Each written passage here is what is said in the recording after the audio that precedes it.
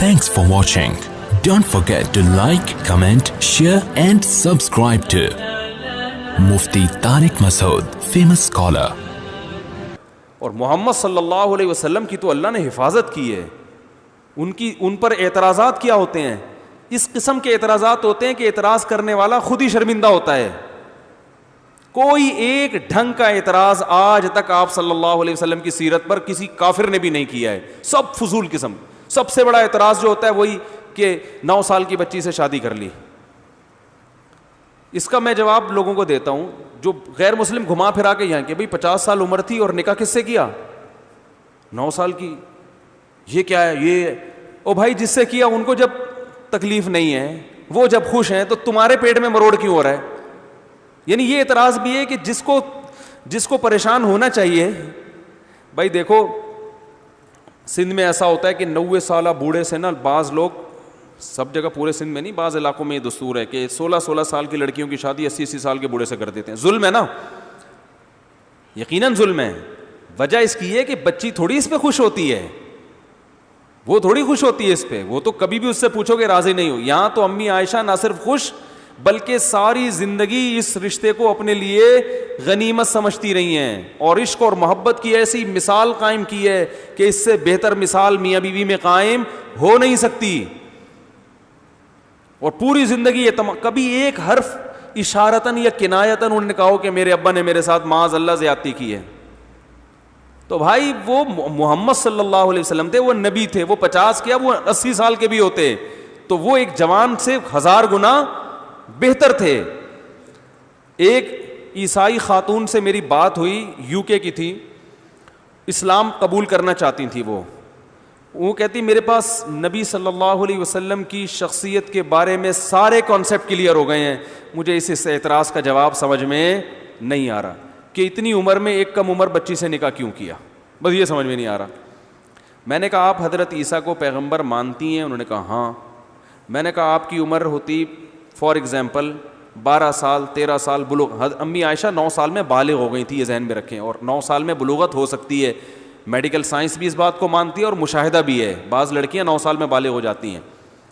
تو میں نے کہا آپ جیسے ہی بالغ ہو اور حضرت عیسیٰ اگر ابھی موجود ہوں آپ کے درمیان اور وہ آپ کے لیے نکاح کا پیغام بھیجیں, آپ قبول کرو گی؟ اس نے کہا فوراً. اس سے بڑی سعادت کیا ہوگی کہ ایک پیغمبر کی زوجہ مل جاؤں.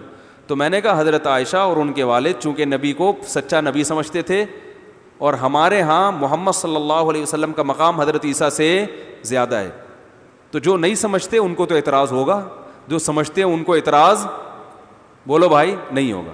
تو وہ کہہ رہی میرا کانسیپٹ کلیئر ہو گیا, جواب سمجھ میں آ گیا مجھے. اب پتہ نہیں مسلمان ہوئی نہیں ہوئی, اللہ ہی جانے, اللہ کرے ہو گئی ہو ہی گئی ہوگی جب خود ہی کہہ رہی ہے کہ ایک سوال رہ گیا تھا. ٹھیک ہے نا. تو یہ اعتراضات ہیں ان کے. اور پھر ان لوگوں کے اعتراضات کے یہ بھی بتاؤں, خود انہی لوگوں نے جوابات بھی دیے ہیں.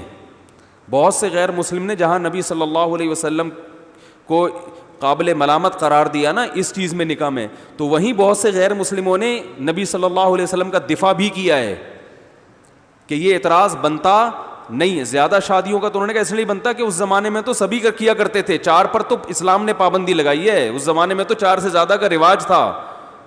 اور دوسری بات یہ کہ انہوں نے کہا اگر معاذ اللہ محمد صلی اللہ علیہ وسلم کی طبیعت میں عیاشی ہوتی ہے, سب عیاشی کی وجہ سے معاذ اللہ کر رہے ہوتے, تو پھر وہ 40 دن گھر میں کھانے کو روٹی کیوں نہیں ہے اور وہ کھجور کی چھال پہ کیوں سو رہے ہیں, ایسا لائف اسٹائل کیوں ہے ان کا.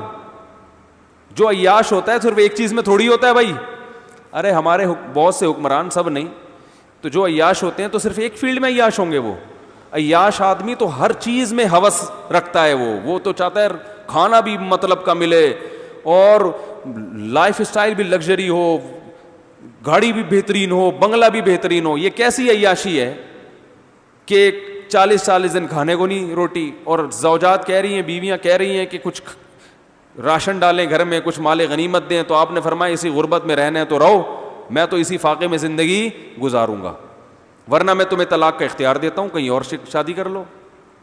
ہے نا سورہ احزاب میں, یا ایھا النبی قل لازواجک وبناتک ونساء المؤمنین, اے نبی اپنی بیویوں سے کہہ دیجئے ان کنتن تردن الحیات الدنیا وزینتہا فتعالینا، اے نبی اپنی بیویوں سے کہہ دیں کہ اگر تمہیں دنیا چاہیے، مال و دولت چاہیے، آؤ میں تمہیں پیسے دے کے رخصت کر دیتا ہوں، طلاق دے دیتا ہوں، پھر جہاں چاہو نکاح کرو عدت کے بعد، اور اگر تم آخرت چاہتی ہو تو اسی غربت میں میرے ساتھ گزارا کرنا پڑے گا۔ یہ ہمیشہ کے لیے بحث ہی ختم کر دیا آپ صلی اللہ علیہ وسلم نے کہ بھائی یہ گھر میں فاقہ ہے، یہ گھر میں روٹی نہیں ہے، کہا بھائی ہمارے پاس تو ایسا ہی ہوگا، ہم بھی بھوکے رہیں گے اور آپ کو بھی بھوکا رہنا پڑے گا۔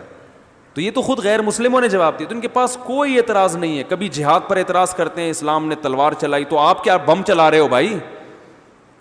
اسلام نے اگر تلوار چلائی ہے تو آپ تو ایٹم بم مسلمانوں نے ایجاد کیا ہے بھائی، سب سے پہلے مسلمانوں نے بم چلایا ہے دنیا میں، تو دفاع کے لیے تو ہر ایک کو تلوار۔ یہ تو اسلام کی خوبی ہے کہ اس نے ایسی باتیں نہیں کی ہوائی، اس نے کہا بھائی دنیا میں کوئی قوم جب تک ڈیفنس کے لحاظ سے مضبوط نہیں ہوتی، اسلحہ نہیں رکھتی، وہ اپنا دفاع نہیں کر سکتی۔